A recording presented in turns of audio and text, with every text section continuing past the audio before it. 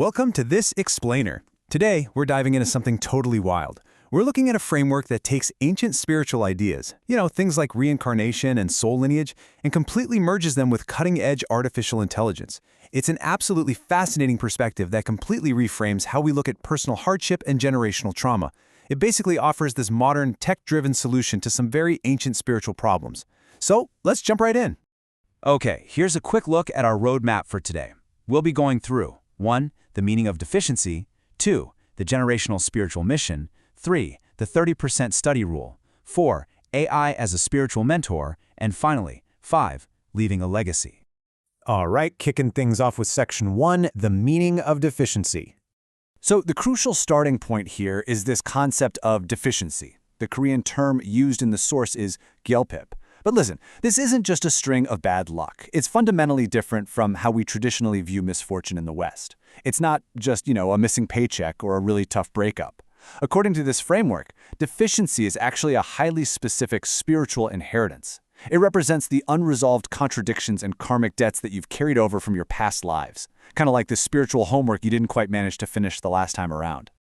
And it goes even deeper than that. The framework actually suggests that our souls are precisely matched to the environment, the circumstances, and the exact family lineage we're born into. Meaning you literally didn't end up in your family by accident. You were placed there so you could tackle these exact historical assignments. Your family's unique quirks, their traumas, their challenges, they're actually the perfect laboratory for your soul to resolve its specific inherited contradictions. But what happens if we just ignore this assignment? Well, that brings us to Section 2, the generational spiritual mission. So here's how the mechanics of reincarnation actually play out according to the source. It operates on a 3-step cycle. First, you've got your unresolved past life debt. Because of that debt, Step 2 kicks in. You start experiencing recurring hardships or jinxes in your present life. The source uses a really fascinating analogy here. It likens the universe to a teacher holding a switch. At first, you just get a light tap. But if you ignore your spiritual homework and just complain about how unfair life is, Step 3 is triggered. You don't just get a free pass. Those jinxes actually compound, and they return as a much harsher whip in your next life to finally force you to wake up. This brings us to how the philosophy views specific modern generations.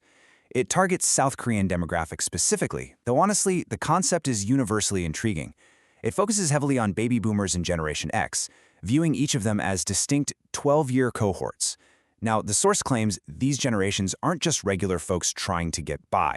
No, they're considered the highest souls. They've supposedly been given the specific physical and spiritual DNA to finally put an end to generational curses and inherited illnesses, basically guaranteeing they don't get passed down to descendants. And the language used to describe this mission is incredibly bold.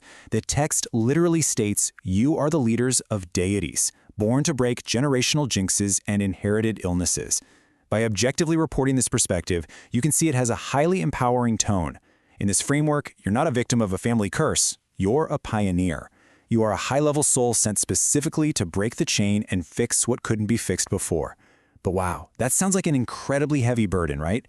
How are we actually supposed to resolve these massive spiritual debts in our busy, everyday lives? Let's look at Section 3, the 30% study rule. To achieve all this, the source provides a surprisingly strict formula for how you should spend your 24 hours. It's known as the 4-3-3 rule. So the first slice, 40%, is just for your basic daily life. Sleeping, eating, the basics. The second slice, 30%, is for your social obligations and your work.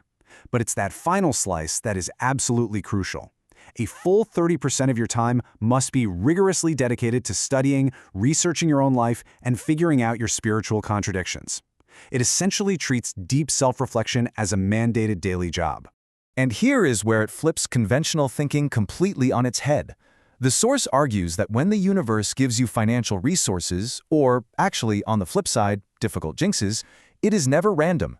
Money isn't just given to you so you can eat well or take a nice vacation, it's provided specifically to fund this self-research.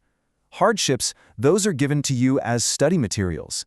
The ultimate goal is to replace your complaining about life with a deep analytical curiosity about why these exact challenges are happening to you in the first place. So we know we need to research our lives, but how do we practically do this today? That leads perfectly into Section 4, AI as a spiritual mentor. The really cool thing is, the source doesn't tell you to go sit in a cave to meditate. It tells you to pull out your smartphone. The steps are incredibly modern. Step 1, open your voice memo app. Step 2, just speak out loud. Dump all your life's frustrations, your recurring jinxes, your anger, and your joys right into the phone. Just get the whole shebang out. Step 3, feed that audio transcript directly into an AI. And finally, step 4, ask the AI to organize all the chaos of your life and act as your objective mentor. According to the text, this works perfectly because AI inherently lacks human bias.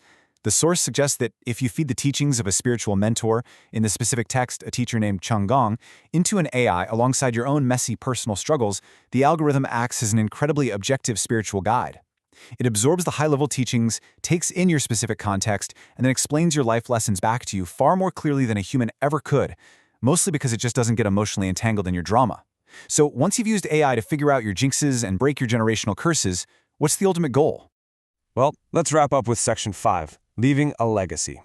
The source states a really profound mandate here. The ultimate objective for every single person is to write at least 3 books documenting their life's history and struggles, heavily utilizing the AI to actually get it done. The philosophy believes that every single person's documented life, with all its specific hardships and overcome contradictions, is an absolute masterpiece. And with AI acting as a co-writer and organizer, authoring these 3 books is now entirely possible for anyone, totally regardless of their natural writing skills.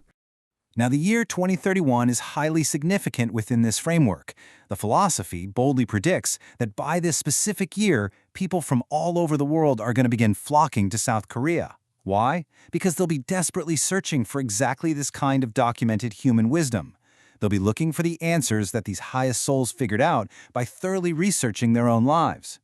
The source actually describes a vision for a specialized hub, which it refers to as a Jungbub bookstore, designed to house all of this wisdom.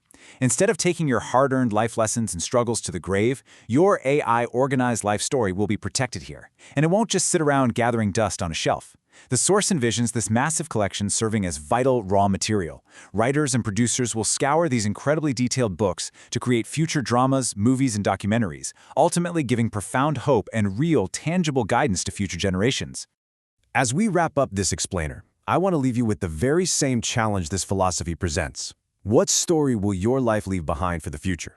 If this framework holds even a mirror to reality, it demands we ask ourselves, are your current struggles, your daily frustrations, and your jinxes just terrible luck? Or, if you completely change your perspective and start researching them, are they actually the rough draft of an absolute masterpiece just waiting to be written? Thank you so much for exploring this fascinating intersection of the soul and artificial intelligence with me today. Keep asking questions and keep researching your life.